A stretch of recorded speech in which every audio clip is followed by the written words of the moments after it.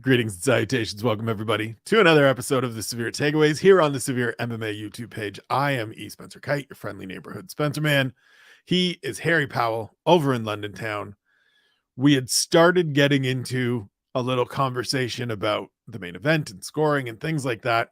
And so we just said, screw it, let's press record and dive right in. We are obviously here in the wake of UFC 282 in Las Vegas on Saturday night, which was a whole bunch of finishes and then a whole bunch of judging controversies. Not even necessarily controversies, but questions. And so let's just pick up where we were pre-record button.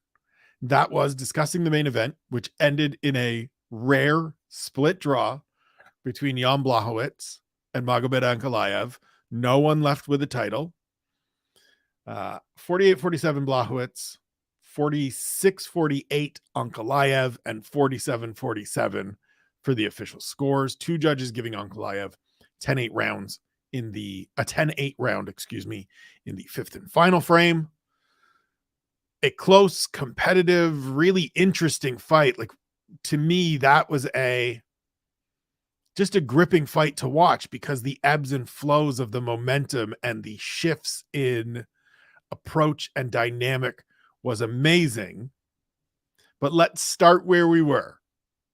You, sir, were very not confused, but had questions, as you often do, about the scoring of the fifth round and calling it a close fight. And so just I cede the floor to you. Certainly. Hello, everyone. How are you? As always, I will push the judging conversations to yourself and Shawnee, right?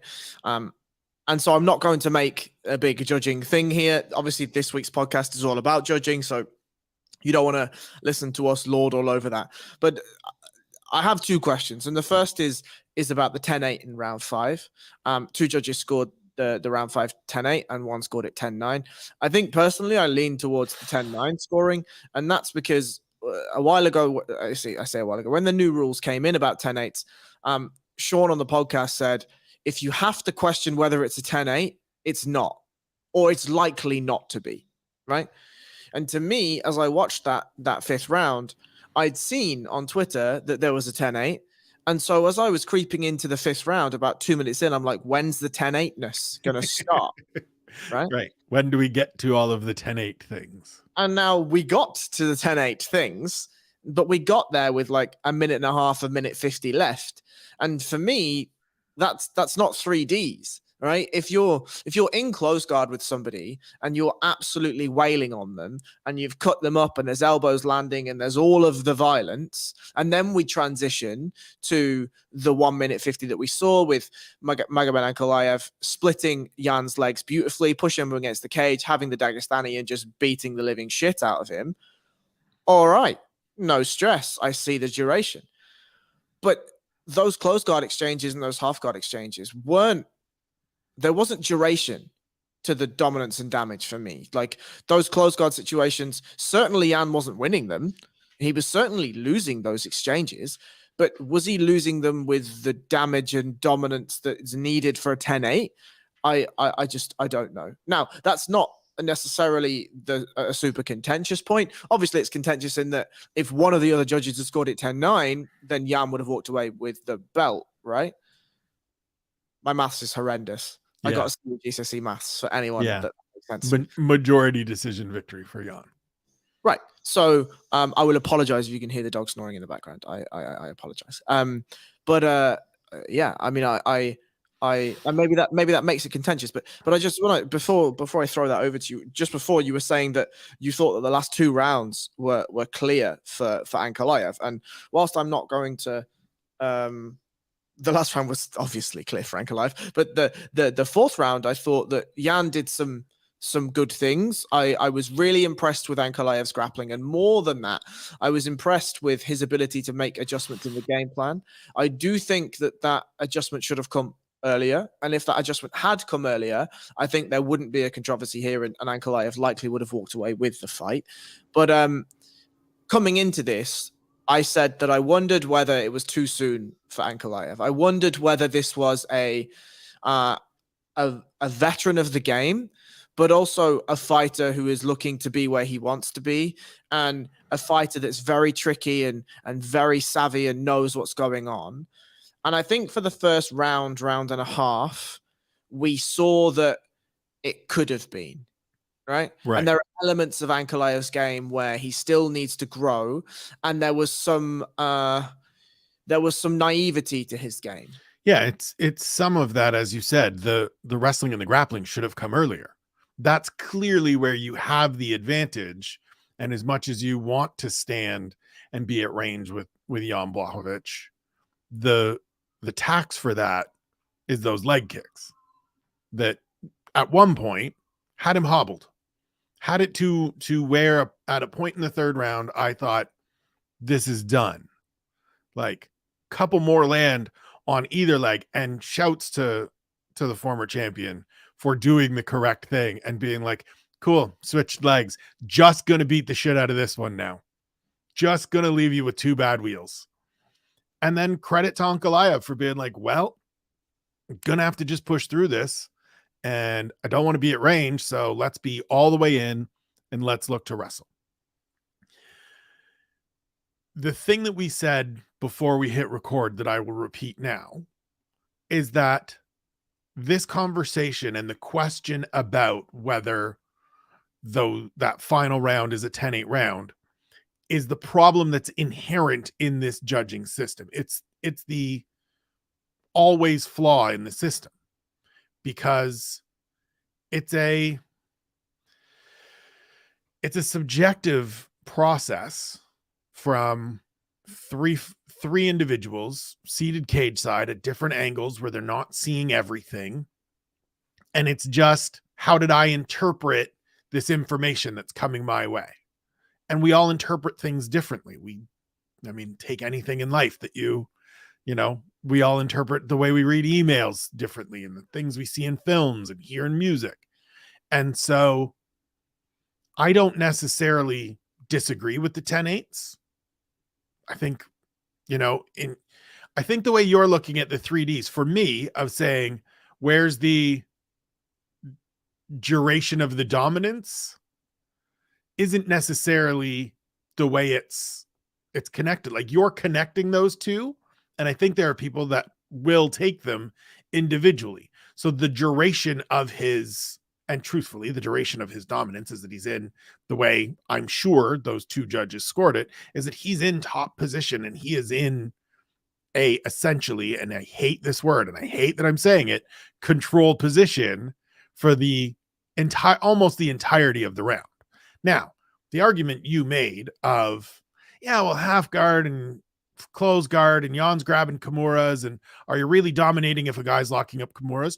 Very valid points, and go to the 10-9 that was turned in, and go to this is the problem.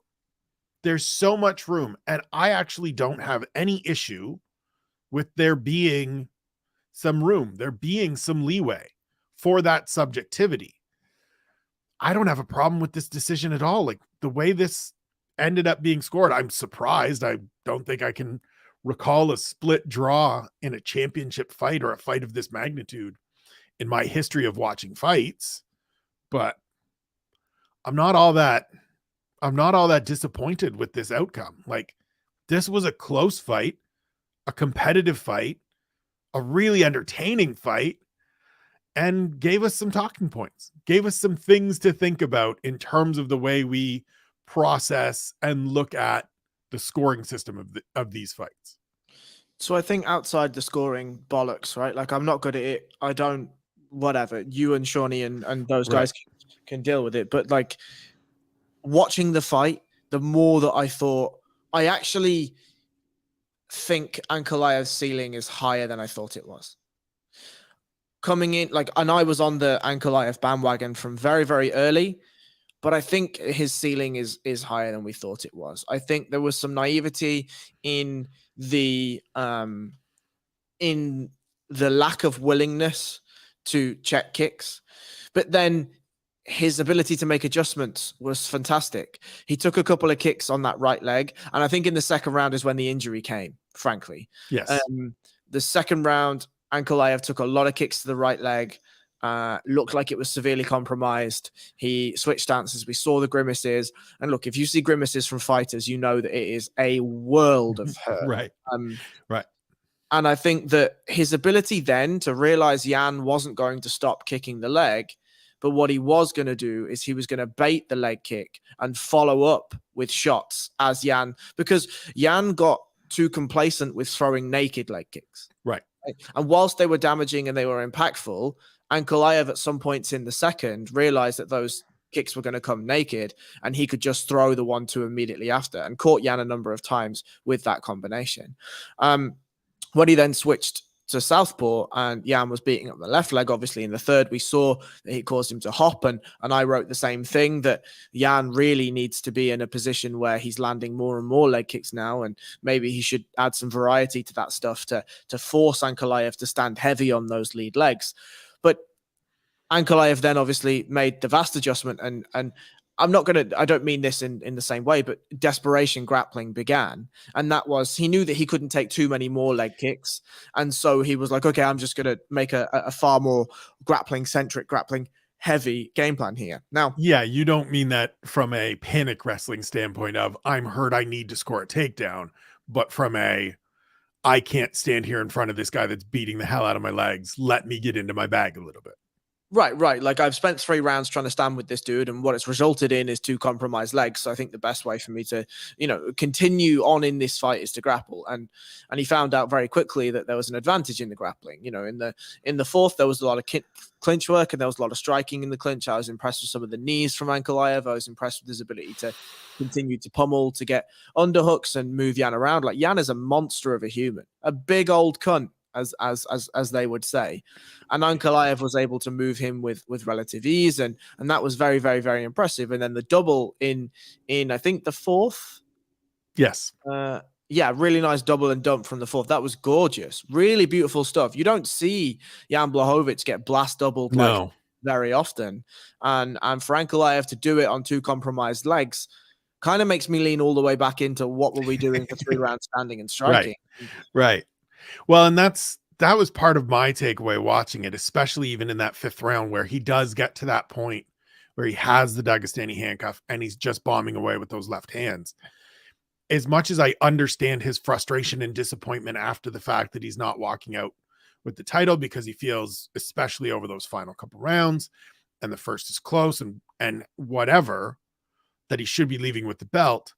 I think if he watches this back and he sits down with his coaches, there's moments throughout that, one, he looks at it and goes, why didn't I wrestle right out of the chute? Like, I clearly have an advantage. As good as Jan is in the grappling department himself, I clearly have an edge. This is where I should have been all along. 2, man, I needed just like 5% more in that 5th round, because listen, we don't have any of this controversy. We don't have any of these questions if he gets a finish, if he gets a stoppage. And that's not saying like, oh, just go out and finish him, as I'm sure some people would do, but it's, you were close. Felt like you were on the brink. And if you can just land a couple more, and look, credit to Jan Blachowicz for avoiding it, for doing what he needed to do to move in the right times and continue to defend himself. But I think that for me are the 2 takeaways: is I should have wrestled early. And if I wrestle early, does it create openings like in the 5th round where I have a chance to get him out of there? And then we're not dealing with a split draw and a new light heavyweight title fight on the books for UFC 283 in Rio de Janeiro. I mean, I kind of think that there were chances for both guys to win this fight, absolutely, more decisively than they did. And absolutely. Like, the thing that resonates with me is Jan put out a tweet afterwards saying, like, I don't think I won this fight, but I don't think I lost. Lose it. And I'm like, you know what, motherfucker? I think you're right. Yep. Like, the first as always, Jan Blachowicz, classy, pretty smart, and pretty honest about things. The first 2 rounds were pretty close. I scored both for Jan. The 3rd round, I see that a couple of the judges scored it for, I think 1 scored it for Ankalaev, 2 scored it for Jan Blachowicz.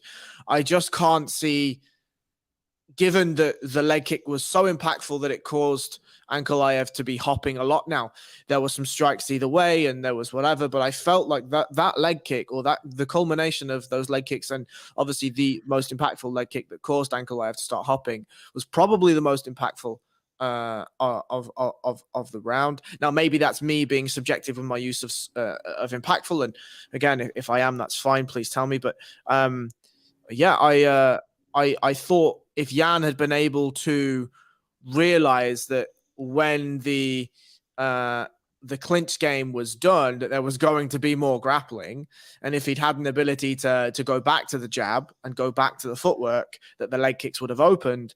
And if he was more tactically aware of the grappling that was coming, Jan could have run away with that fight. In the same vein, if Ankalaev had been able to get to the grappling sooner, then we may not have needed referees and judges at all, right? But yeah, I think my big takeaway here about, and I'll finish it on this about Ankalaev and his ceiling, is that when that dude wrestles and when that dude grapples and mixes it together, he's really, really good. Like, genuinely, he's really, really good. Like, some of the things that he does on the ground is fantastic. His pressure control passing, his overarching head movement, and his ability to win frames and dominate positions and keep hip lines is absolutely gorgeous. He baited the Kimura in the end in that fifth just so that he could get the Dagestani handcuff. Like, right. That's big brain jiu-jitsu stuff, right? And I think if there is one thing that Ankalaev can take away from this, is that he's certainly not a bad striker at all. He certainly got his licks in on Jan Blachowicz. Both of them had absolutely fearsome teeps. Ankalaev's jab work and left hand was great, but we talked about it in the preview show that Jan just catches you in weird offbeat positions and then punishes you for it. And why would we fuck around with that when I can just take him down and dominate him like I did in the fifth? And I was winning the grappling exchanges in the fourth. It makes no sense to me. Like, I get it. You're 30. You're a baby in this division, really. But, dude, like, let's win fights the easy way, you know?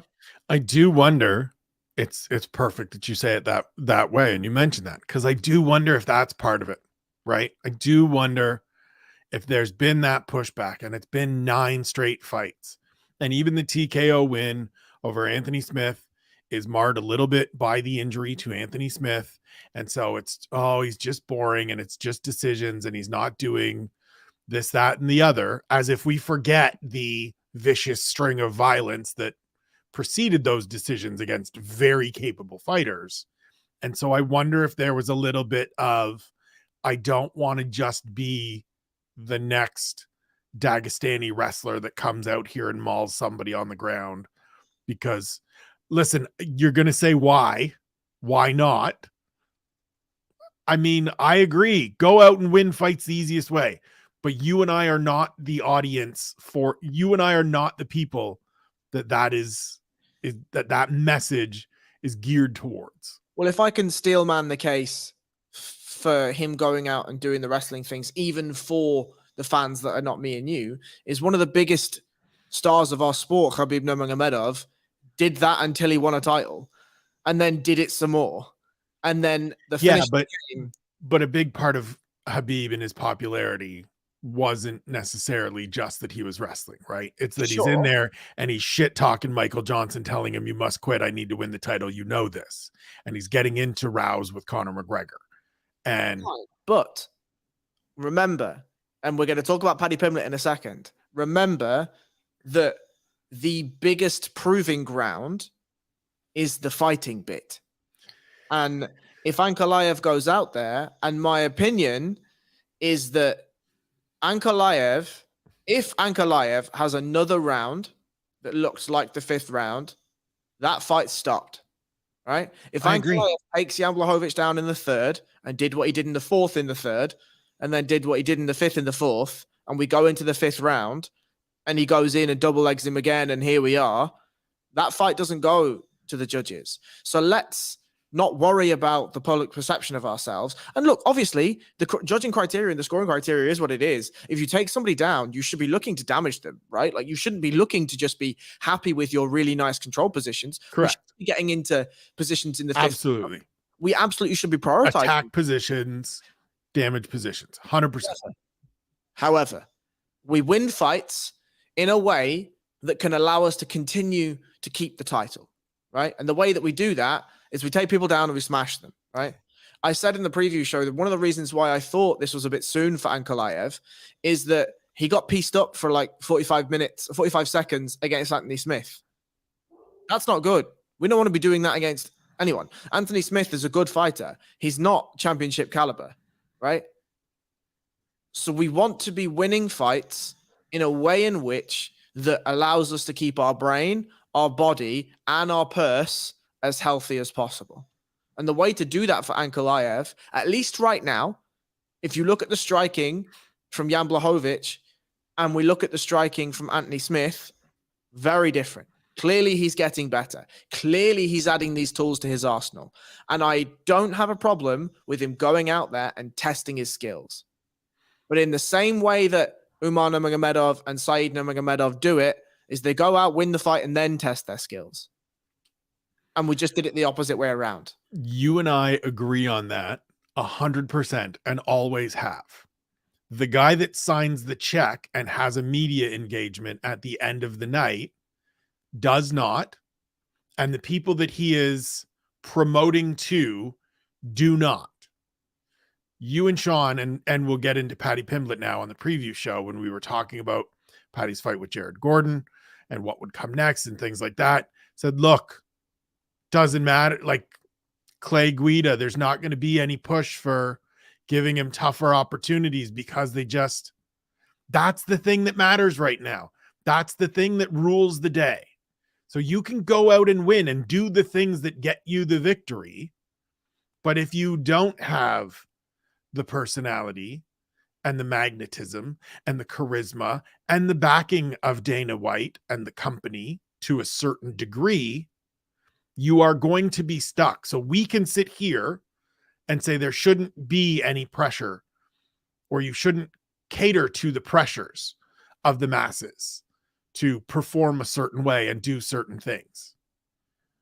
But when everyone around you is saying, you got to do it this way, it's hard to go out there and say, nah, man, I'm just going to do the thing that gets me the win and keeps my paychecks fat and keeps his belt around my waist. Because as we saw in the wake of this main event, the belt is just ethereal. Yes, but we're doing improv now. Yes, but like, if Ankalaev had gone out there and beaten Jan Blachowicz, there's not many motherfuckers who've got the grappling. Maybe Glover Teixeira would be wonderful to watch grappling, but there are not many people that if Ankalaev gets into the grappling things, it's going to take the belt away from him in that division. I agree. And so fuck that noise.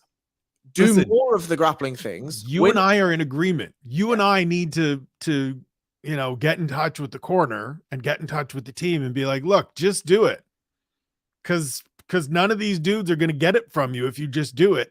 And if you do it and start getting to that Khabib level where it's I'm taking guys down and smashing them faster, then it doesn't become an issue.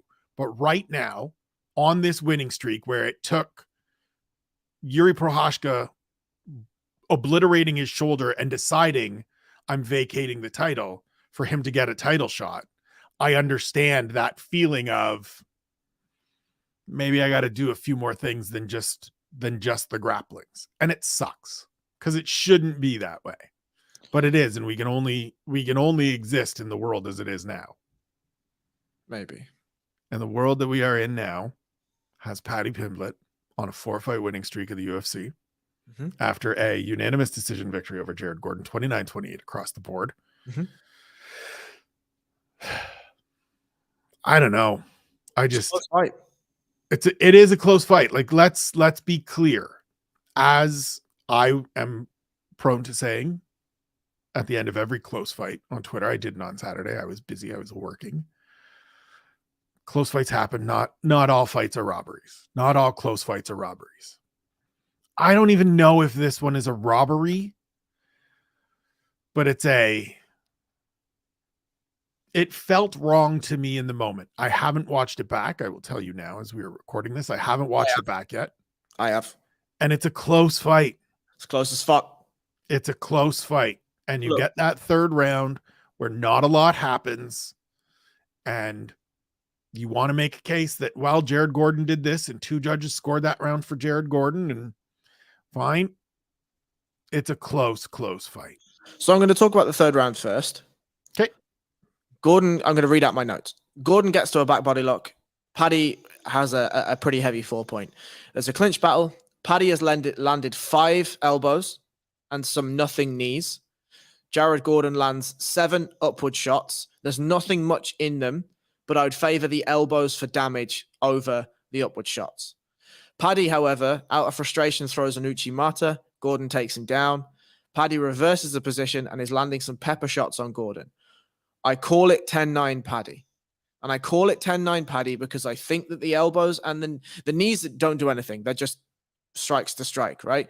Same as I think some of the upward shots from Jared Gordon. Some of them were so that Paddy would relinquish the head position, right? He'd put his head on the other side and that would allow Jared to have a more dominant position. Some of them were to just hit him, right? Fine, no problem. But those downward elbows, we've seen them do lots of damage before, and they forced reactions from Jared Gordon. So we know that controlling a position scores nothing if there is superior damage throughout the round. And I felt like it was close. It was very close. But I think that Paddy did enough damage to take that round. I scored the other 2 rounds for Gordon. And I scored them for Gordon basically because in the first round, and I'll make it as simple as possible, Paddy looks great when he's coming forward. And one of the things that is very impressive about Paddy Pimblett is his willingness to throw combinations. Many, many fighters will give you a 1, a 1-2, or maybe even a 1-2-3, right? Paddy's throwing in 5s and 6s at times. And that's really impressive to see, to have the confidence to do it, to have the willingness to do it, and to have the belief in his chin that if he does get touched throughout that combination, he's going to be able to take it. The problem is everything else. Paddy is a forward fighter. And what I mean by that is when he's steamrolling dudes, and I don't mean steamrolling as in just running them over and having success. I mean, when the fight is in his favor and he is the hammer, he's great because he's doing the hitting. When he comes forward, he has a really beautiful way at landing shots at the very end of his range. That's lovely to see. Lovely to see. He throws kicks with nice dexterity and he lands them with the tip of the toes all the way at the very end of the range. Lands shots all the way with his shoulders locked out. He throws very, very nicely for his range. The problem is that he doesn't enter on an angle. He doesn't exit on an angle. When he's throwing, he's in the pocket for too long. He throws and then he stays in the pocket a beat. His chin's up. He exits on the same line out. He doesn't take a shot well. He's not rolling with shots. He doesn't see the shots coming. When shots do hit him, he's not circling off. He's just running straight backwards. He doesn't look to be moving his head as shots are coming. He just takes them. And when in that first round, what we saw was Paddy throw a ton of shots and Jared Gordon just take most of them, 70% of them on his forearms. Right. And then he would smash Paddy back with hooks. The lead left hook and the jab in the first round was gorgeous from Jared Gordon. And I think Gordon realized as well, okay, his cardio's good. He hits pretty hard, but he's not that accurate and I can hit him. Right. So what I'm going to do is I'm just going to let him work. I'm going to keep my fucking hands up because he doesn't throw with a ton of variety. He throws with nice variety, but he's not throwing anything in strange patterns that I haven't seen before. Right. And I can take these shots either on the sides of my gloves or just on the top of my head or just on the forehead or just on the arms. I'm not taking things super flush to the chin. I am able to ride these shots up and then land. In the second, I think there was a lot of I think second was the random exchange. Yes. There was some clinch exchanges. There was a bit of a reverse DOS from Paddy, which I thought was pretty nice. It was nice to see. Gordon dealt well with it. I haven't seen a reverse DOS in MMA in a long time. The third, though, was a little bit wild, and there was some pocket exchanges. I thought Jared did well in those pocket exchanges, but I think Paddy just hits a touch harder. Just pound for pound, just cracks a little harder. But there were some things in this fight that impressed me about Paddy Pimblett. I liked the way he moved forward. I thought the takedown defense was fantastic. For the most part of the third round, he did very well to continually fight for his position and be dominant. I think he was the more physically imposing fighter in there. He used that physicality well. I was impressed at how he managed his cardio because he throws everything at 100%. I was impressed with his ability to press forward and throw combinations. All of that stuff looked good. But Jared Gordon is exactly the level of fighter that Paddy Pimblett is. That was my takeaway as well. That was my, that was my big thing as well. Regardless of where you fall in terms of scoring this fight, regardless of whether you were Team Paddy, Team Jared Gordon, you can't come away from this fight with the same belief that Paddy, if you were of the belief going in that Paddy Pimblett is this ascending talent that is on his way towards great stardom and success in the division, you can't come away from this fight thinking it's only a matter of time until he's champion. That's no disrespect to Jared Gordon. That's no knock on the 34-year-old veteran. It's not even a knock on Paddy. Like you and I talk about it all the time on this program. It's okay to just recognize athletes are at the level they're at. This is where they top out. And this is about where Paddy tops out. He'll have some better wins. He's the kind of fighter that he'll be able to catch some guys. Some people will make mistakes. You know, we've seen the flying triangles, and as you said on the preview show, sniper when it goes to the ground in terms of chasing stuff. You mentioned the reverse darce. Like, those are the things that will always serve Paddy well. But the things that, in my opinion, in your opinion, lost him those first two rounds aren't going anywhere, because this isn't a 21 or 22-year-old that's still figuring it out. This is a 27-year-old that has shown us time and again that this is his level. He doesn't have the desire to approach this with the level of professionalism and dedication that many of his contemporaries do. And that's always going to cost him. It's always going to be a part of it. And I wonder if at any point, and the answer is probably no, somebody at Next Gen, somebody in his life just says, listen, mate, you got to this point. You're here. You're 4-0 in the UFC.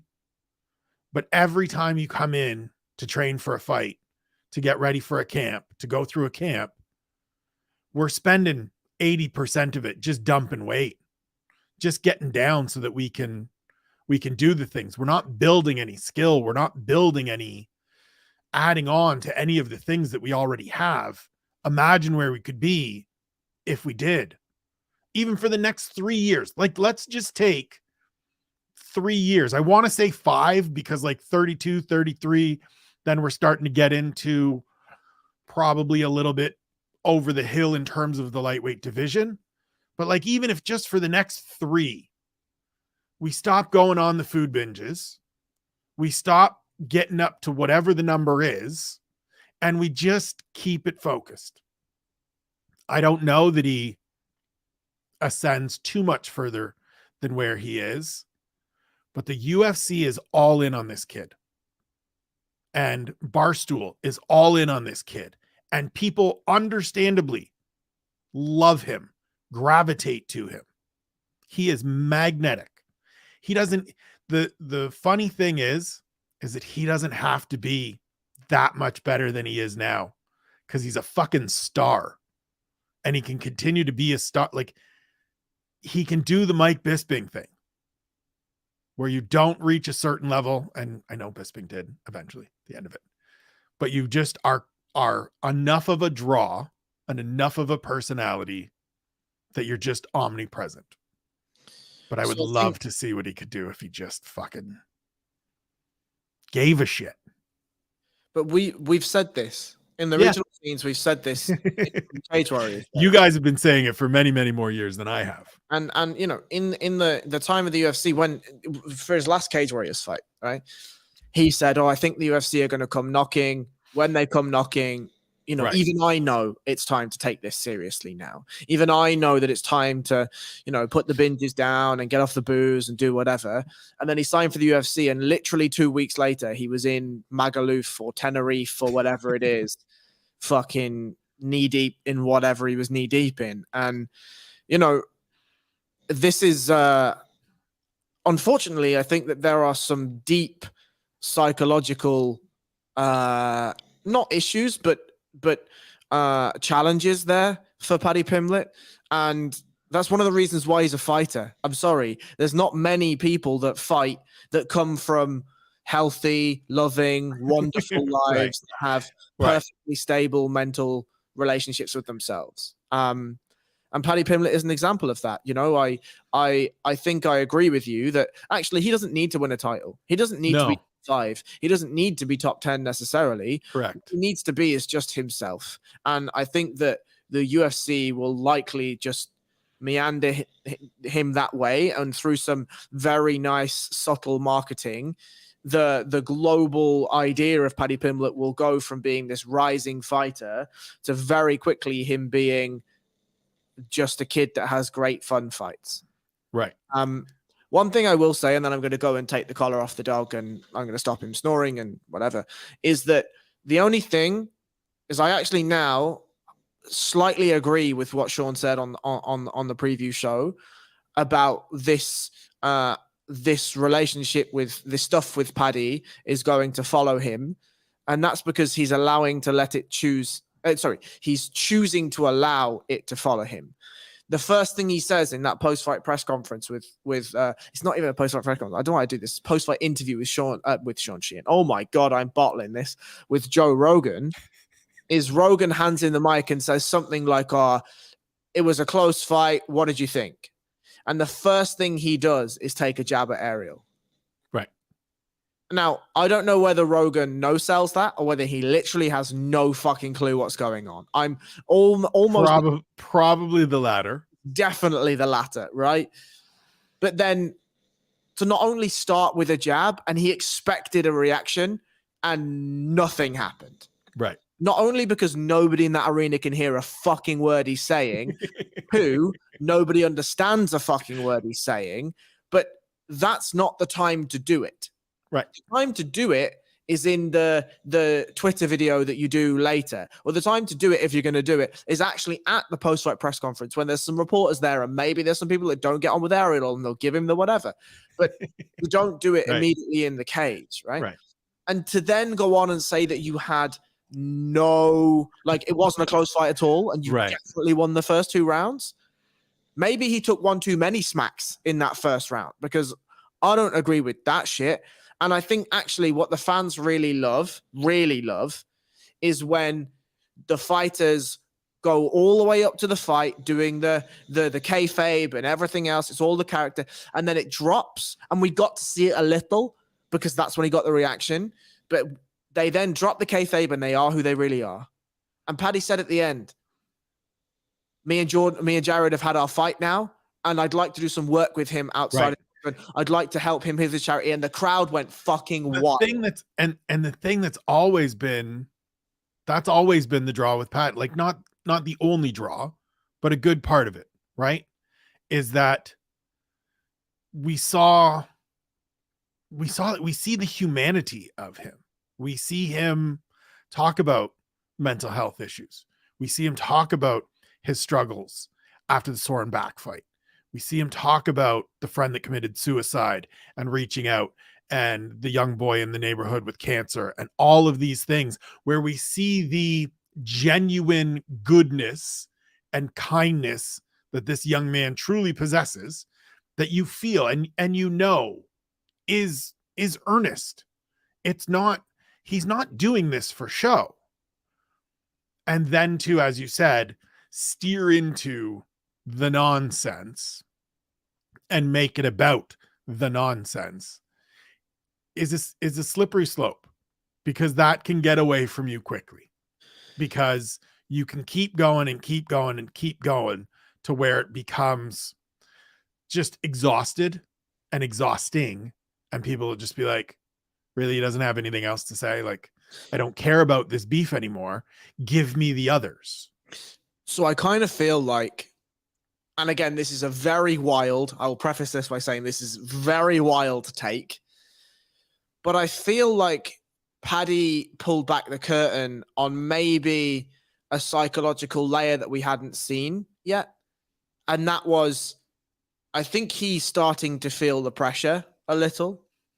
And I think that he's starting to understand that it's not all fun and games. And that when you're in Cage Warriors and you're selling out half the Echo and everyone's there to see just you and everything is there and there's 3,000 people and they're going absolutely wild and you lose to Nad Narimani, and as you're leaving the cage, everyone's cheering you, everyone's loving you because you're in your home city. That's one thing.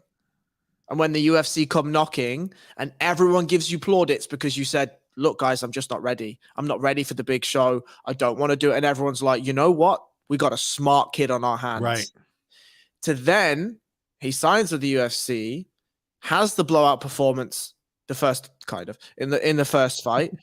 Barstool come knocking, the cash starts rolling in, the media dollars start rolling in. And I mean that as in the UFC's media dollars start coming as they're following him around. And now there's a very large difference between Cage Warriors promotion and the UFC's promotion. And with that, when there's 18,000 people in an arena and you have a close fight with Jared Gordon and you jump on the mic and they're expecting the same interviews that you gave in Cage Warriors, which were electric and fantastic, and they were inside your bubble in front of your people, he drops the ball. He dropped the ball. He tried to do the funny thing. It failed. He tried to do the arrogant thing. It failed. And then we finally got to see Paddy. But it feels like there's panic throughout that speech where he's trying to piece something of use together. He's trying to scramble and get something that's worthy of substance, worthy of this enigmatic character that he's built for himself. And then at the end, he's left with, you know what, actually, what I want to say is I'd like to just do some work and help Jared with his charity. And the crowd are like, we love this kid, that guy. Yeah. I like that guy. Yeah. Because the switch for me from when his name was read out and the camera panned the audience and everyone went fucking bonkers to then the deathly silence of, oh, Joe, how much are you paying me for this interview? That's cataclysmic. Yeah, it's going to be really interesting to see. And all of those are terrific points. It felt forced. It felt very much trying to make a viral moment happen and trying to make a confident moment, a braggadocious moment happen. And then when none of it worked, we got back to the actual kid that's a genuine good kid that you could certainly get behind because he has that charisma and there is something, right? There is something about him that draws you in. And there is that reason. Sorry to cut you. There is a reason why the city of Liverpool see him as a hero. And it's not for fighting. Right. And it's not for being an arrogant prick. Indeed. We move on. Almost 45 minutes into the severe takeaways for UFC 282. I am Spencer Kyte. He is Harry Powell. We get to a catchweight fight between a pair of welterweights. Alex Morono takes it on 5 days' notice. So they fight at 180 pounds. And for 2.5 rounds, Alex Morono is loving life. And it's looking like he's going to pull a Dolidze and go out there and get a short notice win over a guy a little bit further ahead of him in the rankings. He hurts Santiago Ponzinibbio in all 3 rounds, has him wobbled in all 3 rounds, but can't put him away because the sturdy Argentine just rallies and just steals himself away. and then finally finds a home for the right hand that just freezes Alex Morono's face Breaks his jaw. in Break. such a way that just looked horrific. And I Yeah. understand him wanting to argue and all like that, but you got cracked and you, for a beat, were frozen in place. We're done here. Huge performance from Santiago Ponzinibbio to steal himself away and get to that point. I still give all the credit in the world to Alex Morono for taking the fight, for the performance he turned in. He does not lose any ground to me with this loss. Yes, the winning streak is gone, but this should be similar to what we saw with Kevin Holland when he took the fight with Khamzat Chimaev. Obviously a lesser degree, but this shouldn't be okay, now you go back to fighting the guys in the middle of the division. Keep him here.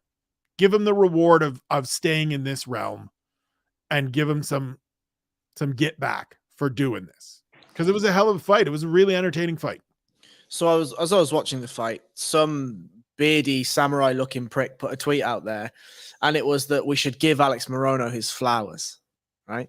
And that guy was correct, because so I wrote it, the immediate note, my first note is Ponzinibbio's just a better athlete, isn't he?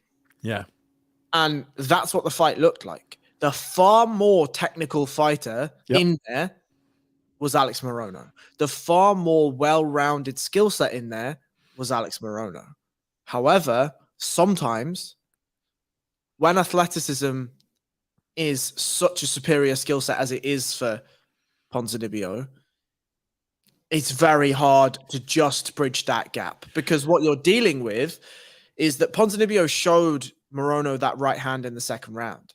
Morono was doing some really, really lovely work on the jab and on the movement and on this and on that. Ponzinibbio took a right hand and was like, all right, cool, eat this one. And just landed. And Morono's like, oh, shit. Yeah. Now, the answer to beating a guy like Santiago Ponzinibbio is round one Morono, where we use all of our footwork, all of our head movement, we roll with every punch he throws, and we just beat him up with volume. And then when we get a chance, we land, and we land heavy.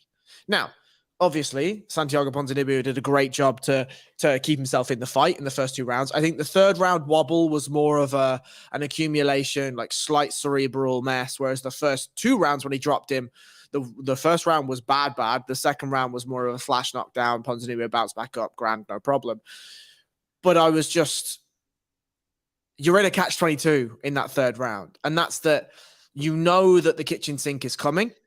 And you know that you have to fight an absolutely perfect, voluminous fight. You have to beat him with volume. You can't lay off. To beat him with volume, you have to be in line to take the shot. And you have to trust that you can see it and that you can roll with it. Unfortunately, Morono couldn't do that. And I agree with you that we should give him all of his flowers and we should give him all of his props, because that guy, unfortunately, just is not the level of athlete that the top 10, top 12 in that welterweight division are. Because if he was, he would be a dangerous motherfucker to deal with. And as we've talked about, and I'll just finish on this, sorry. As we've talked about countless times before, when we get special fighters, it's that they are able to be supreme athletes, but throw that out of the window and become technicians and then add the athleticism on. It's something I see in grappling all the time, is you get a lad that comes in that's strong with a 0 in the middle of the word, but then can't do anything technical and just manages to win matches and rolls via their strength. And then they meet somebody that's similar strength, but way more technical, and they just get murdered. And such is the genetic life of Alex Morono. Yeah, we've seen it in his last two fights, right? Matthew Semmelsberger, collegiate athlete, defensive back, NCAA, transitions to fighting.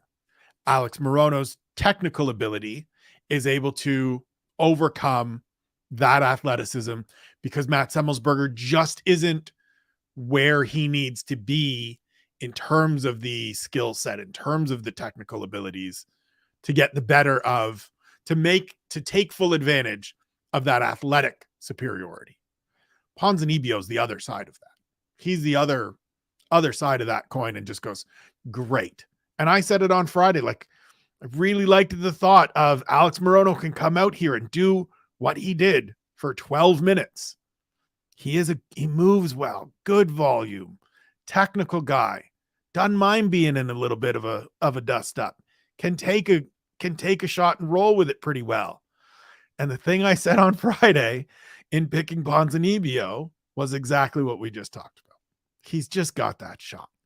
And he's just got those ones that when he does land and he lands clean, it changes things. It has such a profound impact that you can't deny it. And if he lands the one that he landed to finish the fight, then it finishes the fight. So my only critique of Morono is I would have liked to have seen him go to the legs a touch more. Like I've written here in my second round, he moves his head off the center line when throwing. He cuts angles when he's entering and exits. He moves his head to defend shots coming at him. He's varied in his attacks. He is a very, very fundamentally sound fighter. However, when you're beating and fighting a superior athlete, you have to be, and maybe this is just a touch of naivety for Morono, thinking that he's going to come in there, he's going to do Morono things, and that's going to be the same thing for 3 rounds. Whereas and it's easy to be the general after the battle, but if there was some foresight from either him or his team to be like, actually, if we put a bit of a beating on this dude in rounds 1 and 2, his corner are going to tell him in round 3, right, you got to go finish. And so we're going to need to navigate away from that as much as possible. And one of the ways to do that is to beat fuck out of a lad's legs. Because if he can't stand properly and he can't generate power properly, that means that his ability to land that big shot is slightly diminished. And right. So for Alex Morono, all of the variety he had and all of the body work he went with was wonderful. I'd have just liked to have seen a little bit more leg kicks. Absolutely. We move to middleweight. Dricus du Plessis defeats Darren Till by face crank in the 3rd round. Darren Till exits the cage and tells Bruce Buffer that he feels he blew out his ACL. I don't think we've seen confirmation reports yet. We are recording this. It is officially 8 a.m. Monday morning here in Abbotsford, so I'm sure there will be an MRI today. We will get confirmation. I feel like an idiot for buying into Darren Till in my picks and thinking he can come back and just dial it up, have himself a good performance. And within, I don't know, about 3 minutes, I was like, God, I'm wrong. He may still win the fight, but I'm just, this to me, and I don't want to take away from Dricus du Plessis, who dominated the first round. He was poor, but go on. Right. Well, I was going to say, I don't want to take away from him, but like this to me was illuminating to, I guess, the lies we've told ourselves about Darren Till. That's the way I'll put it. The lies we've told ourselves and the story we've created around Darren Till. Because he's just this. He's just this. And this isn't all that good.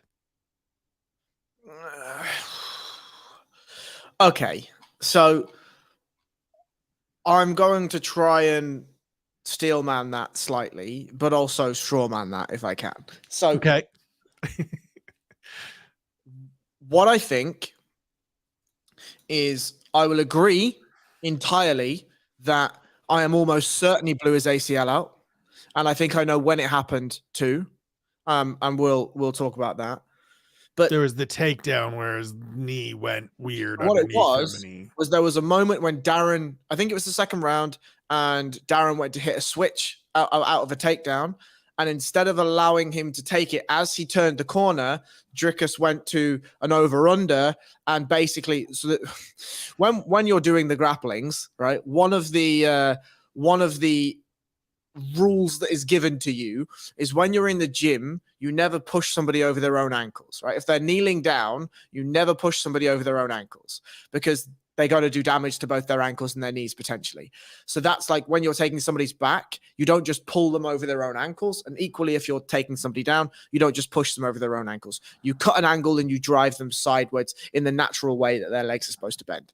Obviously, when you're fighting, especially MMA, whatever, you take him down however you take him down, right? And decent. Right. I think in grappling at the highest levels, whatever. If you're at some fucking local comp, don't blow a fella's knee out just for, you know, a medal that you paid for. But like, you know, with what happened is Dricus drove him over his own knees.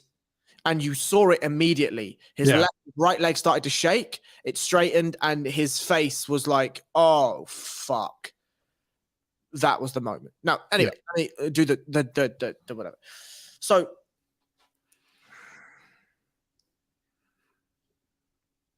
I think the straw man is the way easier argument to make. So I'll make that first.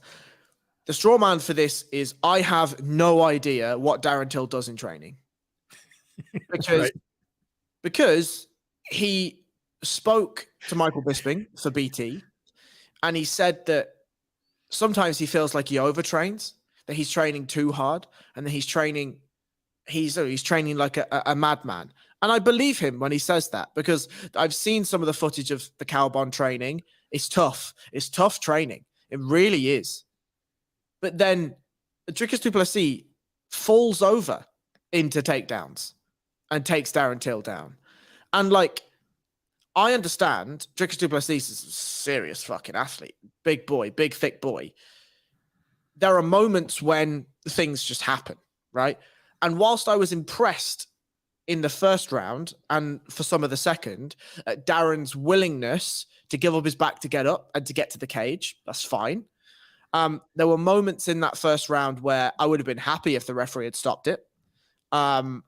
Now, it's fine, all well and fine for Darren to tell the referee, I'm fine, by the way. No problem. Right, but you're getting your face pounded in. You're not defending yourself intelligently, because there were moments in that sequence when Darren should have been exploding to try and get an underhook. He should have been exploding to try to get to his feet. Now, Dricus is leaning his weight on him. Fine, no problem. I understand that's a difficult thing to try and measure, but that doesn't mean that you don't try to do it. Right. You don't just stand there waiting for him to finish swelling your left eye up so much so that you can barely see from it, right? Like, the decision making is what I don't understand. The lack of awareness to think that Dricus is going to shoot. When Dricus shoots the first time, Till looks so shocked that he's not even close to getting an underhook, and then just like, oh fuck, I guess I just get up and just swims that overhook over the top, posts on a bicep and tries to get up to turtle and get away. Like, I don't understand. I genuinely don't understand what we're doing. Now, in the third round, and the straw man for this also is he might just be a fighter that has had irreparable damage done to him, both mentally and physically. And I don't mean that necessarily from CTE and brain trauma, but let's just have a quick run through of Darren Till's history. Grows up in a pretty rough part of Liverpool, gets involved in some things that he maybe shouldn't be getting involved with at a young age, has an undying passion and love for Muay Thai, finds it, turns out he's pretty fucking good at that, does pretty well, finds MMA, finds Colin Heron, and then gets into a situation that leads him into a pretty violent altercation, and he gets stabbed. Colin Heron sends him to Brazil. He goes to Brazil, learns the language, embeds himself in the culture, finds a lady, they have a kid, everything's looking rosy, and then he realizes he has to go back to Liverpool. And he goes back to Liverpool, so he's got to go back to Liverpool now as this man that Liverpudlians don't like it when you leave the city and come back. So he has to face that stigma. He now has to deal with a child in another country, and he has to support that child in another country and keep the relationship with that child's mother sweet. He then goes to MMA and he's back into all of the things that we've got there. We then have multiple knee surgeries. We have a shoulder injury, I think. I think there was a rib injury. We have all of this stuff. Sometimes MMA just takes its toll on fighters. We have some outside of the cage stuff as well, right? Like we have some incidents with taxi drivers, with arguing with police, things like that are just, you know, they're to me signs of challenges, signs of issues. Regular everyday folk aren't getting into fights with cabbies and aren't like arguing about everything with the cops.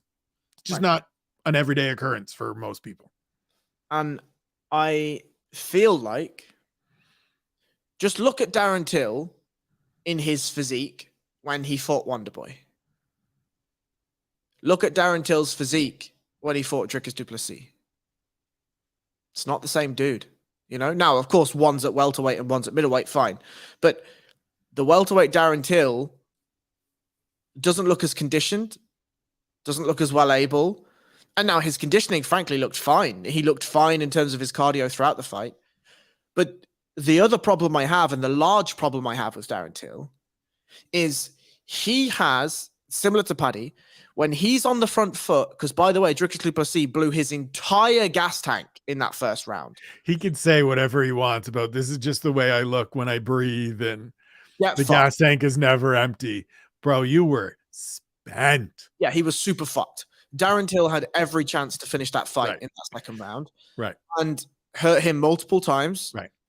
And when Darren Till is a forward fighter, and when Darren Till has a fighter that's a bit hurt and a bit rocked, he looks like a world beater. He absolutely does. But the issue is that he only has, well, I shouldn't say that. That's not fair. His main weapon is that left hand and the left elbow. But what Dricus started to realize, even though Dricus was on minus 15% gas tank, is that Darren doesn't have many setups. The setups are a bit of staggering, feinting footwork, a pouring right hand to his lead hand, maybe a left kick, and then the left hand comes. So Dricus just made a quick acknowledgement of all the other things, waited for everything to flow through, the left hand came, and then he just allowed the left hand to come, took a slight step back, and then cracked Darren back. Now, there's another person that we know very well that really liked a left hand, and his name was Conor McGregor. But what he did is he built an entire arsenal of legitimate weapons around the left hand. And so the thing that's the most frustrating to me about Darren Till is, yes, you can land that left hand on a Robert Whittaker and you can land it on a Stephen Wonderboy Thompson because you actually are a supremely skilled striker. But in MMA, when there's so many things for you to think about, there has to be more variety. There has to be more routes that lead you to your left hand than the same pattern that we see and have seen all the way from when your reintroduction against Yes and Iari, and I was there live for that fight. It's exactly the same thing. Bojan Velickovic, it's the same patterns we're seeing. We've now been to the top. We fought for a title. We've headlined Liverpool. I need to see more. And I don't understand how all that time with Khamzat Chimaev didn't show him any of the open cage wrestling. Frankly, his wrestling against the cage looked fine. His defensive wrestling against the cage looked fine. The open cage wrestling was abysmal. If he has blown out his knee, which, listen, if it's not all the way fucked, it's at least some of those ligaments are mangled and he will be on the shelf for a while. I just don't know what's next. I don't know where he fits. I don't know where he lands. I'll be interested to see it because, as you said, in the good moments, he's a good fighter. But there just aren't enough good moments. And so it's going to be interesting. And look, credit to Dricus du Plessis for getting the job done, for moving on to 4-0 in the UFC, for being a new name in the middleweight division. Yes, it speaks to the dearth of talent at middleweight, but look, handled business, got the win, moves forward. Away we go. If I could just add to that before we get to the real main event of this entire fight card, is Darren Till afterwards went on Twitter and gave like a minute and a half outpouring that basically said, like, I don't really know what's happening now. He said, I train so hard and I was so mentally prepared, but he said, when I get in there, I just can't seem to put it together. And he was raw and he was honest. And it feels like that. It feels like when he's under those lights, he just doesn't put it together very well. Now, he said, I'm not done fighting. I still want to continue fighting, but I'm just going to take a little bit of time. I'm going to enjoy Christmas with my family. You know, he said to Mike Bisping, he hadn't seen his daughter, his brand new daughter, in 9 weeks. He's seen her once.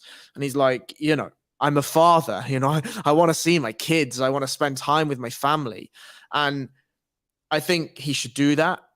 I think February, March, April time, maybe start thinking about what it is you want to do, but forget about MMA for a while. And where he fits is one of two places. Either the UFC still want to fuck with the Darren Till brand, and if they do, he will get Kevin Holland, right? Or somebody of that ilk. And there'll be another no knees touch the ground type rule. Right. Or they will feed him to the next middleweight up-and-comer, like an Edmund Shahbazyan or whoever it'll be. And that's the end of Darren Till.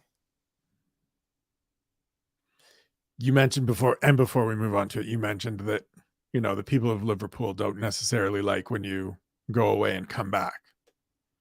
Is it time for Darren Till to just go away again? Like, just pack up the family and be like, look, man, we're moving to Sweden. Or look, we're moving to the States. Because maybe that's the piece that's missing. If I, and I just get the fuck out. Maybe I probably shouldn't, because Darren said this to Bisping as well. And, you know, let's not make this the Darren Till show, but like he said to Bisping asked a couple of great questions. And that was like, you know, you're a Liverpool lad, but you've been around the world now. You did some training in Abu Dhabi, you did some training in Sweden. You've done some training out. I think he went to see Nixick for a little while. I can't remember, but he went out to America anyway and did some training. And he said, like, you know, Liverpool will always be my home. Team Calbon will always be my home. But he said, there's so much out there in the world. He was in Thailand for a lot of this camp, right? Right. He said there was a couple of Russian guys that you don't know their names. He said, but those motherfuckers are put me through it. Yeah, really good. And he said every day I just call them and I'd be like, you come here. It's me and you today. Me and you. Come here. We'll do the thing. We'll do that. And I believe him.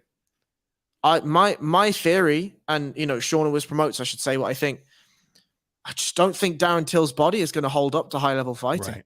Yeah. I think that's the problem here. Yep. I think his mind wants to do it. I just don't think his body can do it.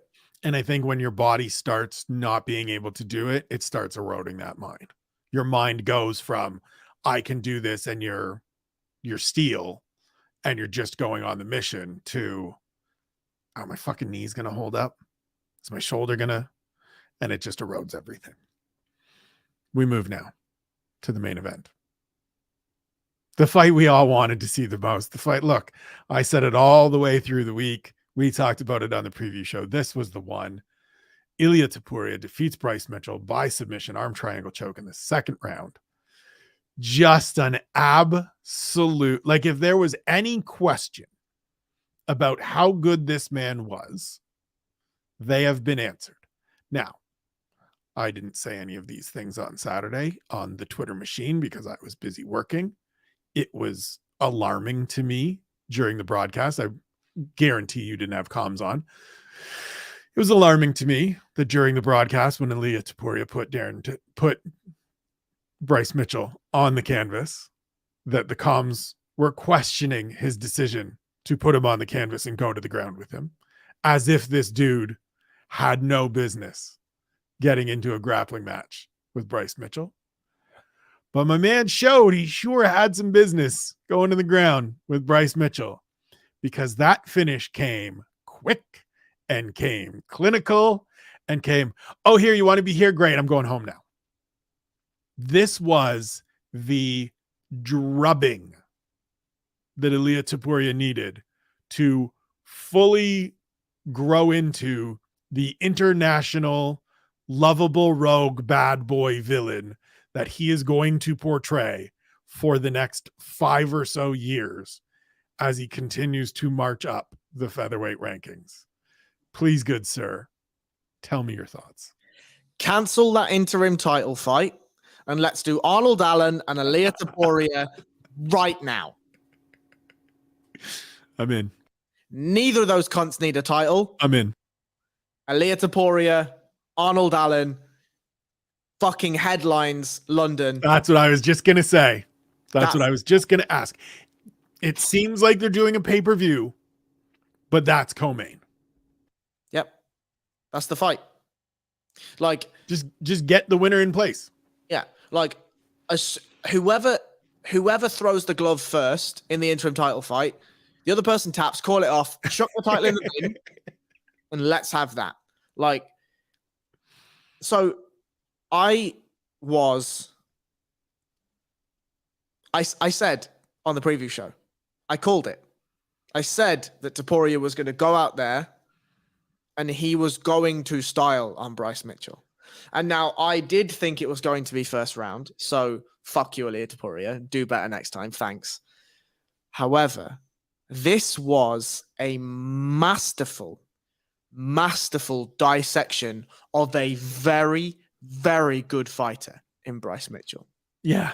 Let's make sure let's make sure that point is stated. Bryce Mitchell is a fucking problem. He is tough as can be. And I said this going in, and I think we all did going in, right?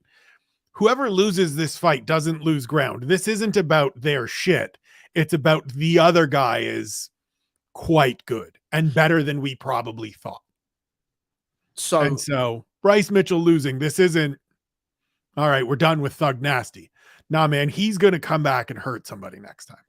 Oh, yeah. Whoever fights Bryce Mitchell next time they've got a problem on their hands, because the reason why I thought this was a really bad matchup for Bryce Mitchell was because Ilia Topuria is happy to grapple.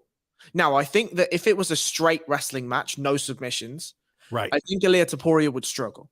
I think Bryce has really, really good chain wrestling and really, really interesting and unorthodox takedowns. And we actually saw that in the fight. And I'll go into my notes. I'm going to go notes for notes because I wrote a lot of notes on this. All right.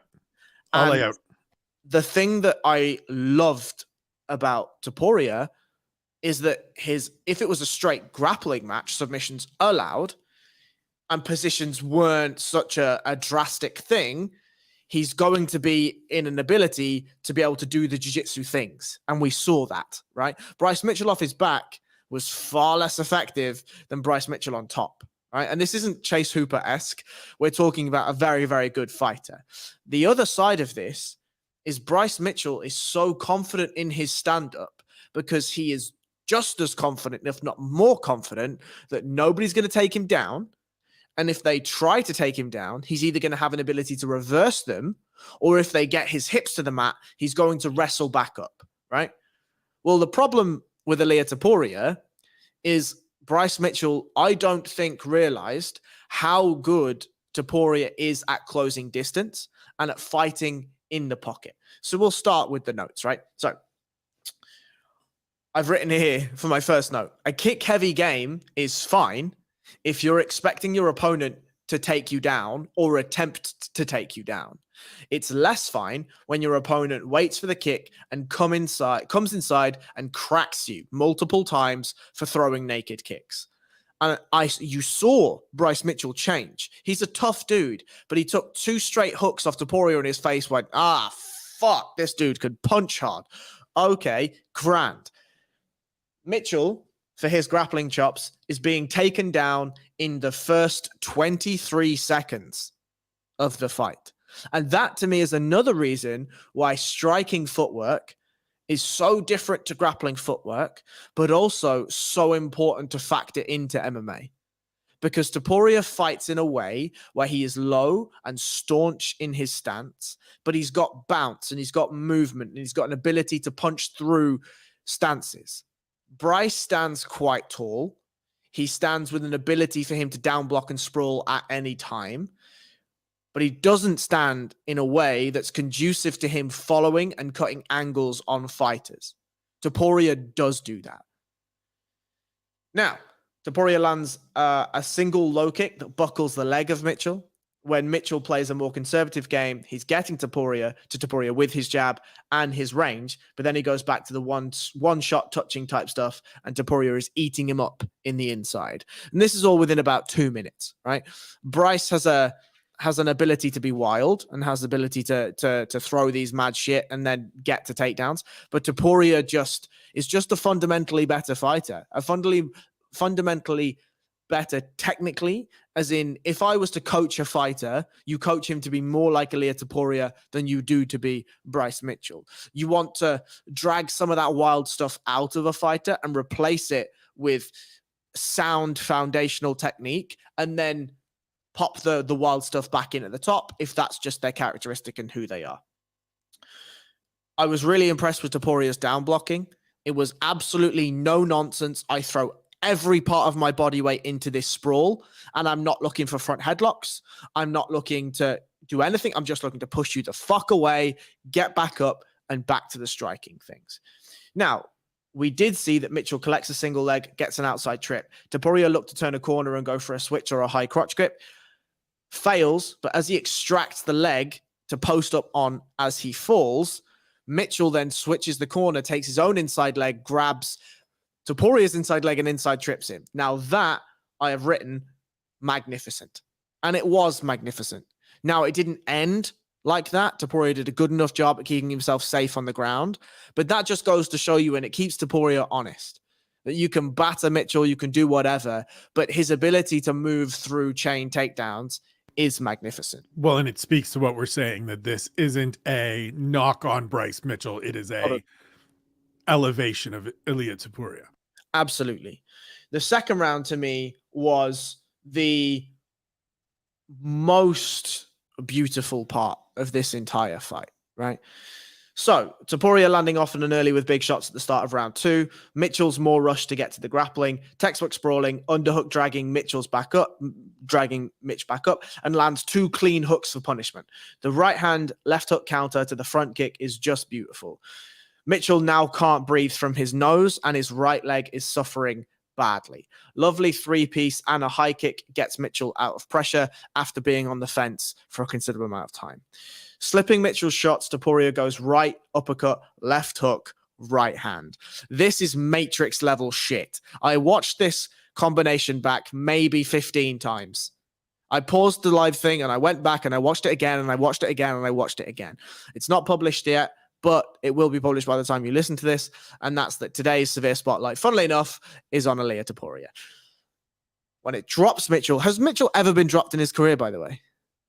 I don't know offhand. I will look for you now. I don't think he has. But that right uppercut, left hook, right hand is fucking phenomenal. Topuria dives on a front headlock, grabs a guillotine, big brothers Mitchell to his back. Mitchell recovers half. Topuria just beautifully hops to the other side, threatens back takes. He lands shots when he needs to. He allows Bryce Mitchell to start rising, and he takes a lot of shots in allowing him to rise. Mitchell lands some nice teeps, some nice shots in the process. Topuria catches him with another uppercut on the way into a takedown. Again, big brothers him over the mat with an overhook, and that's not something you see often either against Bryce Mitchell. That's one that tells you how strong Ilia Topuria is, how hurt Bryce Mitchell was, and the momentum that he can generate with his core in Ilia Topuria. We then get to a far side overhook, near side overhook, far side underhook, and he's searching for that head and arm choke on the far side initially. He goes 2 knees to the middle hip to stop Mitchell from getting up to a base and tries to push his head to the underside of the tricep on the far side. Mitchell does do a good job of trying to wrestle up, and Topuria then slams a sprawl on his head, turns to take the back, and this is where we see, right? This is the unconventional setup to a head and arm choke. Is Topuria's threatening the back attack, right? He has chest to back connection. He grapevines a hook in, and as Bryce Mitchell goes to get a whizzer, Topuria's like, thanks, brother, snakes his hand underneath his chin, wraps it all the way around, drops him to the mat, and finishes with a head and arm choke. Now, the reason why this is special is a number of things. I think because Topuria realizes that Bryce Mitchell's back is slightly on the cage and that Topuria isn't going to get his left knee around to get full back exposure. And so he's looking for Mitchell to take the bait for something. When he takes the bait for the head and arm triangle, Topuria grabs it, slams him to the ground, and now Mitchell's left side of his body is cooped up against the fence, against the cage. Now, Bryce Mitchell is going to want to hip escape to his left-hand side to try to swallow his elbow out of the choke. That's not possible. Ilia Topuria is already dismounted. He's already turning his head into the choke. He's already squeezing into the clavicle. And Bryce has absolutely no option but to tap. The cerebral awareness for Topuria to meld the variety of submissions, the variety of positional dominance, and the variety of damage onto Bryce Mitchell in that final sequence is just masterful. Fucking masterful. So to answer your earlier query, no, he had never been knocked down before this fight. You said it showed the power and strength of Ilia Topuria. We saw that in March when he went up to lightweight and was just like, cool, I'm going to knock out Jai Herbert. This dude is the real deal. And anyone that didn't think so prior to, change that opinion right now. There's no more questions. This isn't like, oh, well, we still need to see him against. Nah, if you want to throw him in there with Calvin Kattar, when Cal's ready to come back, let's go. If you want to throw him in there with Brian Ortega, when Brian Ortega is ready to come back, let's go. He is 25 years old. He is well-rounded. He's mean. He's got that brash, I know I'm better than you-ness of him. He'll cuss you out in multiple languages. He's got a sick tattoo on his chest.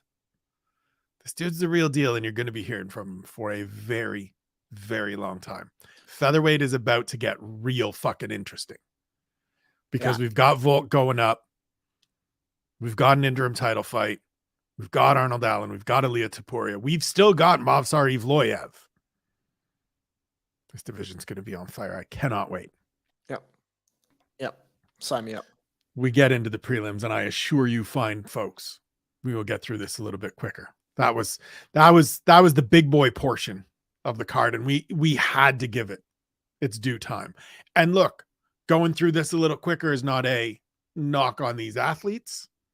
There's just less to process about it. There's less necessarily to speak about futures and things like that, because for a lot of these athletes, it's still either early in their career or these performances don't necessarily tell us enough about futures and things like that. So the prelims ended with Raul Rojas Jr. going out and submitting Jay Perrin in 2 minutes and 44 seconds. And look, this is going to sound probably pretty dickish of me. Here we go. But like, imagine you're Jay Perrin and all week you're talking about this kid doesn't belong. And you can say what you want about chasing these records and all like that when your mom's giving you your Lunchables and driving you to school every day and yada, yada, yada. I'm going to show I'm on a different level. And you get choked out in 2 minutes and 44 seconds. As I tweeted out on Saturday, Raul Rojas went at that man like he had stolen his Lunchable and he wanted it back. So I was very impressed with this kid. And I was impressed with this kid because super impressive. We should always judge a fighter, especially a fighter of such a young age as this fighter. We should judge him on their second or third UFC performance. Agreed. The first one is like, ooh, these lights are quite bright. And there are more faces in this crowd than I might have seen in my entire life. Right. And so when he goes out and he has a unanimous decision victory in his debut, fine, no problem.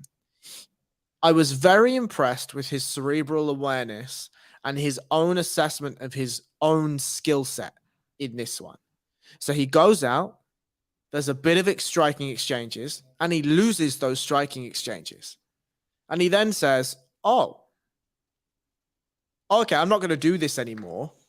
I'm going to do some of the grappling things.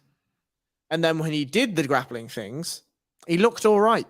He looked strong. And this is, when you've got a developing fighter of 18 years of age and you're fighting a guy that's a fully grown man, 28, 29, whatever it is, you can sometimes be in positions where you haven't developed that man strength yet. You haven't fully filled out into your frame. You haven't really filled out your physique. Your physique isn't fully developed yet.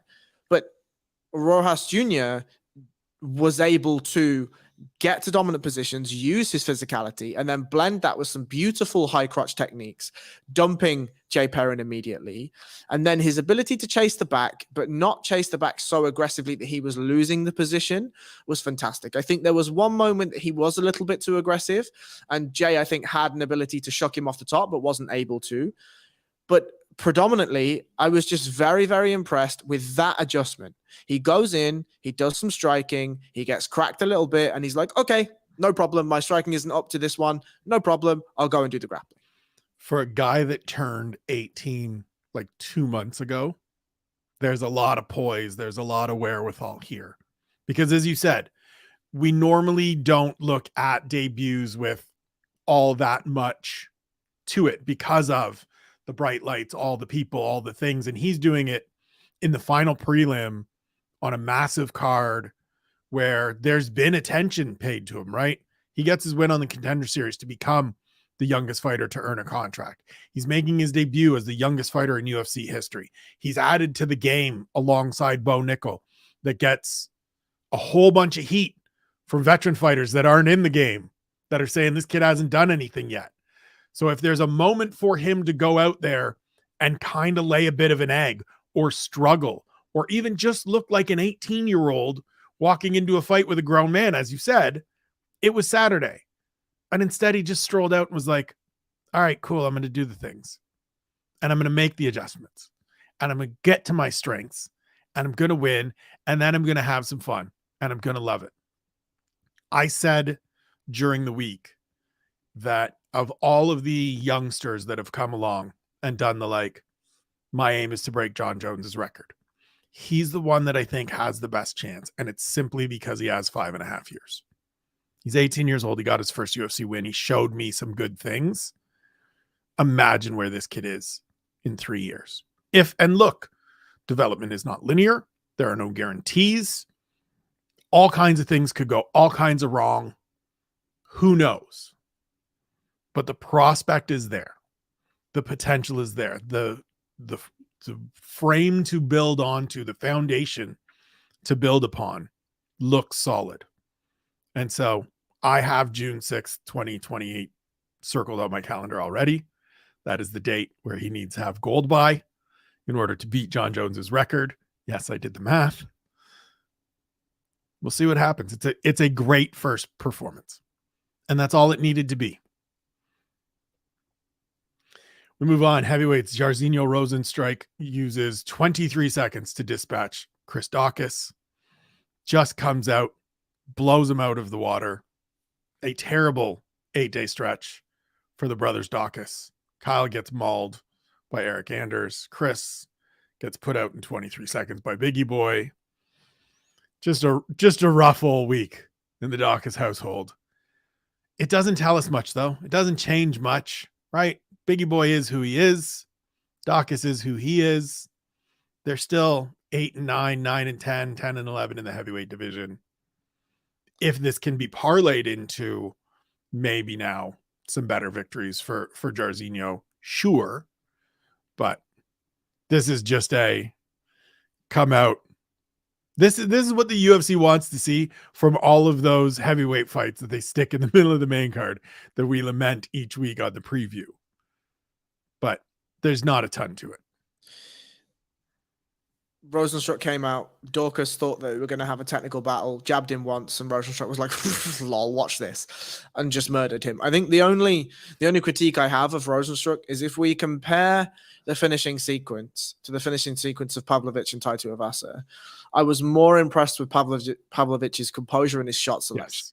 Like, it feels to me that Jairzinho Rozenstruik is just like, I'm going to swing my hands like an oversized gorilla, and then people just turn to dust beneath me. Right. And look, fair play to him. He was right.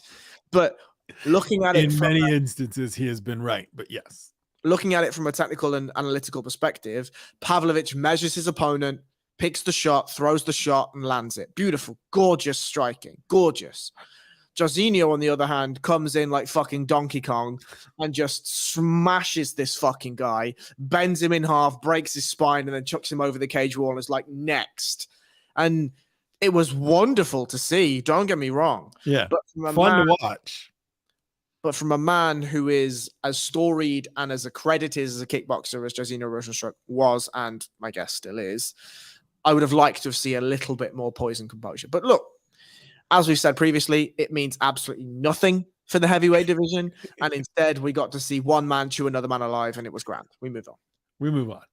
Middleweights, Edmund Shahbazyan defeats Lungiambula by TKO towards the end of the second round in his first fight in over a year. It gets him back into the win column after a 3-fight losing streak.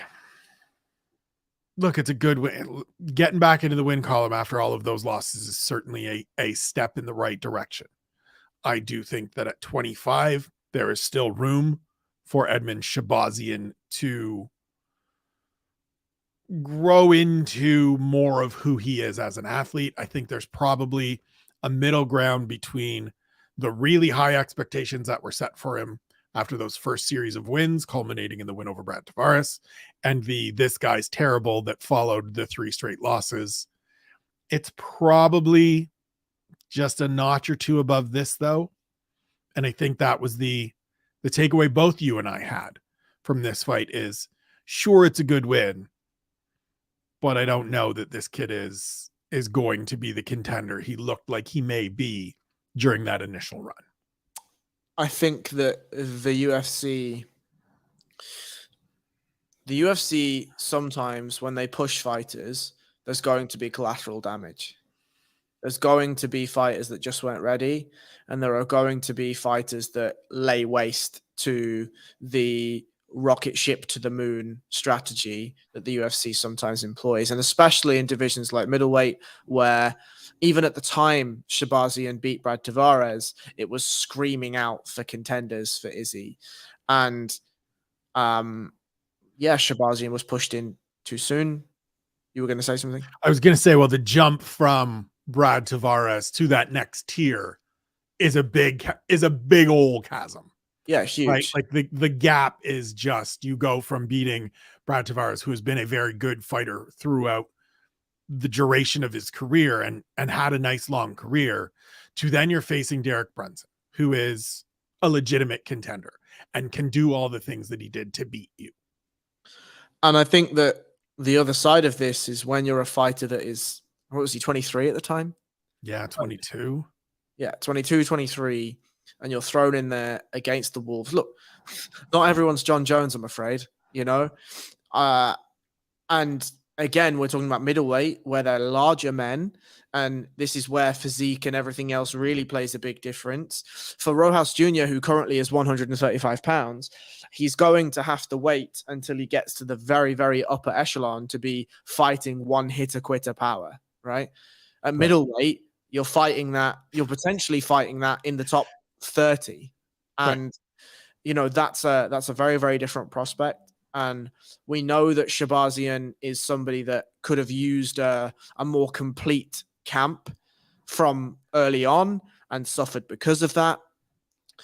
Maybe he could have had Joshua Fabia in his corner, and, you know, that would have completed the triptych, but, you know, let's not labor the point too hard. But we've got a kid who took a serious amount of damage and some pretty significant injuries extremely early in his career. We're talking about Ankalaev being a baby at 30 and light heavyweight. Right. 22 in middleweight is essentially an unborn child, right? Right. To continue the analogy, we're throwing him in there with Derek Brunson. Watching that fight, it felt like Edmund was clearly the more technical fighter, was clearly the better fighter, but just looked like he was gun shy. And I can't blame him for that. I can't argue with that. He's been in and taken some hellacious beatings in the last little while. And he came in, he did what he needed to do. The knee was wonderful. The finishing sequence was good. And we'll see where we are with Edmund Shahbazyan. But it does feel to me as though once the ability to take a shot, or at least the willingness to have confidence in yourself to take a shot is gone, that's not something that comes back easily. Do you want a moment to speak about the physique of Dolce Lungiambula before we get out of here on that one? Jesus fucking Christ. That man is carved from stone. He is a fucking cartoon character. The thighs on that motherfucker, he was wearing triple XL baggy shorts and they were still painted on him. His thigh just said, "You cannot contain me," and like forced those shorts all the way up into being like full-on Valley Tudo shorts. His thighs clicked their fingers and said, "We are inevitable," and the rest of the shorts disappeared. Thanos thighs. This is what you come here for, ladies and gentlemen. We move to the other middleweight fight on the televised prelims. Shahbazyan's teammate Chris Curtis goes out and gets a second-round knockout win over Joaquin Buckley midway through the round. This, to me, played out exactly how I expected it to, with Joaquin Buckley being the superior. This goes to what we talked about a little earlier with the Morono Ponzinibbio fight. Joaquin Buckley is the superior athlete, but Chris Curtis is the more technical fighter and is able to use that technical acumen to beat the superior athlete, because he just sat there and was like, "Cool, do your things. I'm going to block a lot of these. You don't go to the body. You don't throw any kicks. We're just going to wait. You're just headhunting. Fine. Throw your combinations. Great. Shell up, cover up. Here's one for you. Kabang." I mean, I think that Chris Curtis is a better athlete than Alex Morono is, and so the balance, it's not a 1-to-1. Sure, but I also think Buckley is a far better athlete than Santiago Ponzinibbio is, right? So, whatever. But I agree. I thought, I kind of have a soft spot for Buckley after this performance, and that's because you can tell he is trying to be technical inside a freak athlete's body. There are moments that you look at him and he's actually looking for angles and footwork and jab 1-2s, and then his body's like, "I know, spinning shit," and then he just throws something random. And I have a go on. So he's another one of these guys, and I know I say it all the time, and fuck, these coaches are probably like, "We're never going to talk to you again because you want to always take our athletes away from us." But he is a guy that I just want to go see train somewhere. No disrespect to Joaquin Murcielago and the team in Detroit, but like, go somewhere that you have high-level training partners every goddamn day and coaches that have gotten people to the apex level. And I don't mean the UFC apex. I mean like the peak level, because you are a goddamn phenomenal athlete. And if you can put some of that technique to it and you can put some of those fundamentals to it, what are we talking about? In middleweight, right? Like in a division where craving opportunities, like a year at ATT, a year at Extreme Couture, a year at AKA. I mean, look, we want everybody to go and train with Trevor Whitman because the man is a genius. But like somewhere that you just get consistent work and consistent building of skills, because the athleticism and the power is just off the charts. Those freak measurables are off the charts, but the understanding and the application isn't there.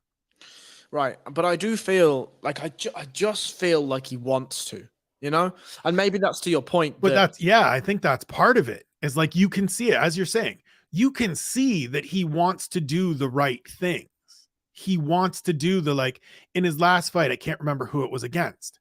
He did some of that, right? He was a little more patient. He was a little more measured. And it just didn't work. Oh, it was the Imavov fight. He tried to be a little less Joaquin Buckley and it wasn't working. And he was like, "All right, fine. I'm going to go back to being me." And then he starts having the success. And I just wonder if prolonged amounts of training with people that can do the like, let's blend these two things together, get the best version of him. Yeah. But I was impressed with Chris Curtis. It was exactly what he needed to do.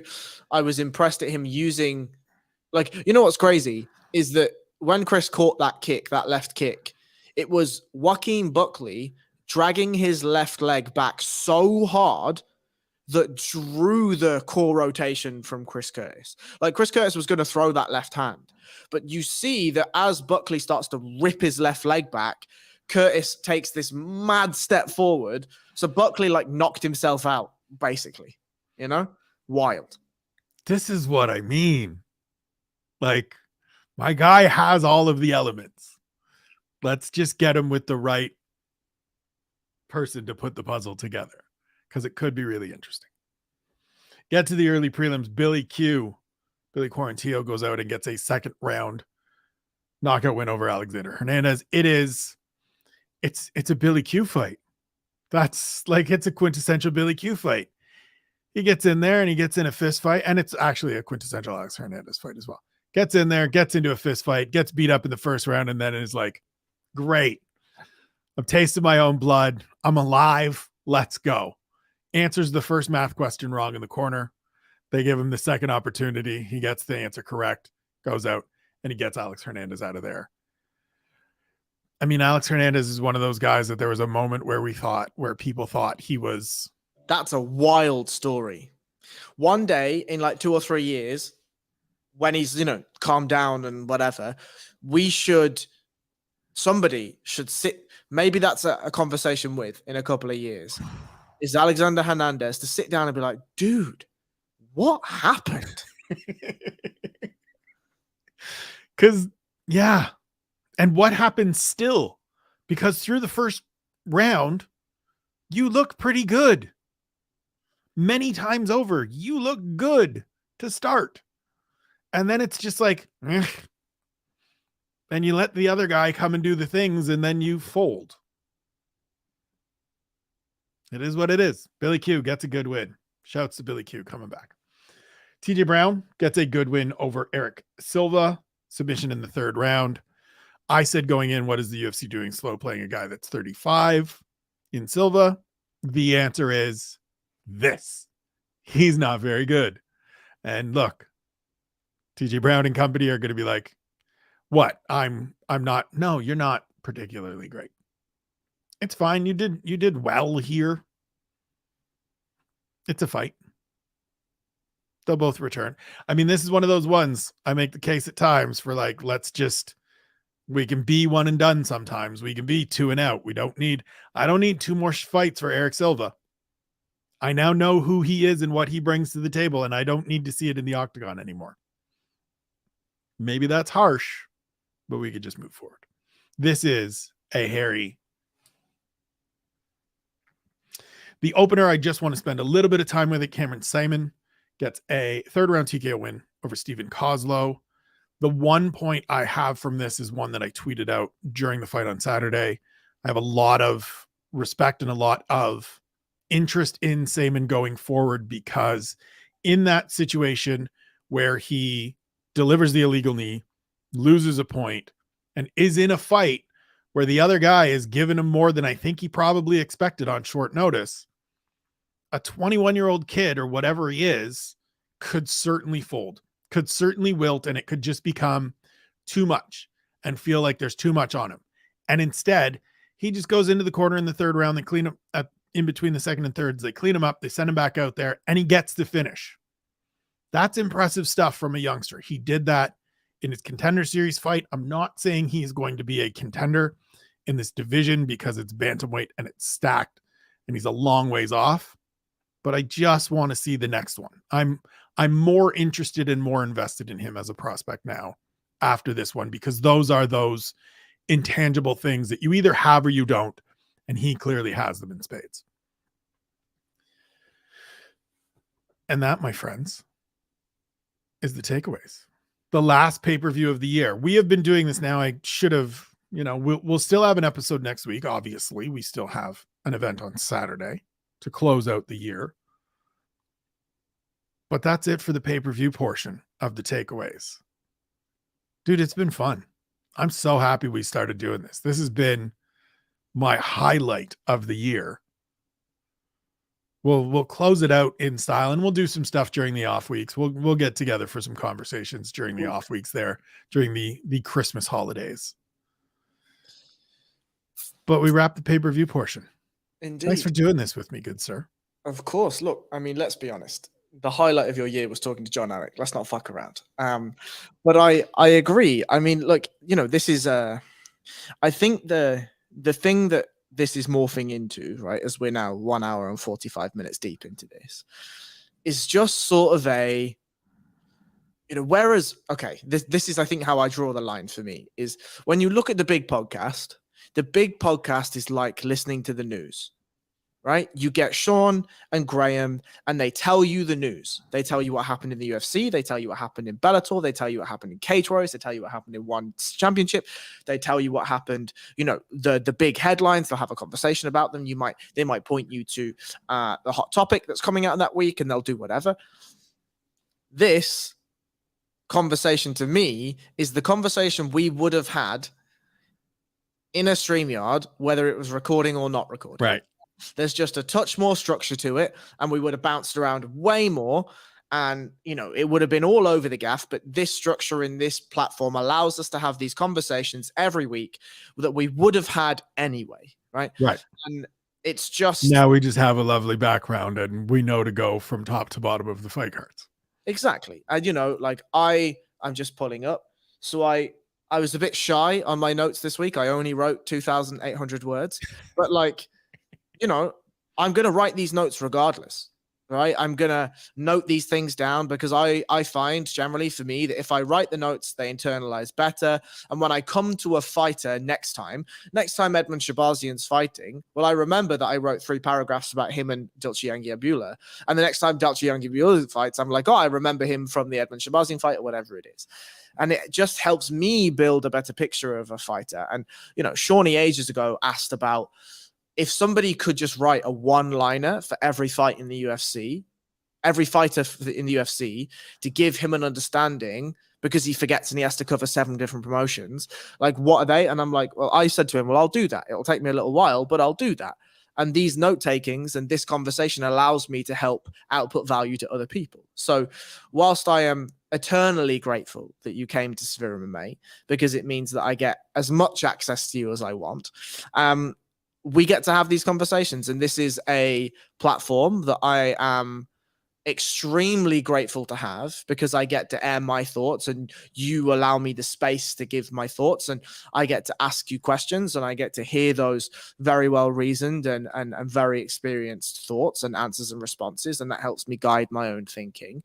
But I also just get to chat to a friend for fucking 2 hours about fights. Like, what more can I ask for? It's fucking brilliant. And we've wisely moved it to recording on Mondays as opposed to trying to do it on Sundays or like directly after events. So we're a little more rested. We're a little more deeper into our thoughts.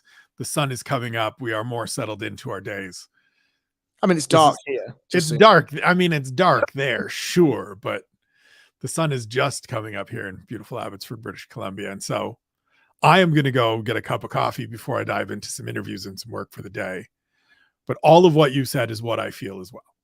These are conversations we would be having anyways. So why not put them out there to as many people as we can? Give them a bit of structure, give them a bit of a background, let them know when it's going to be each and every week, because it will be each and every week.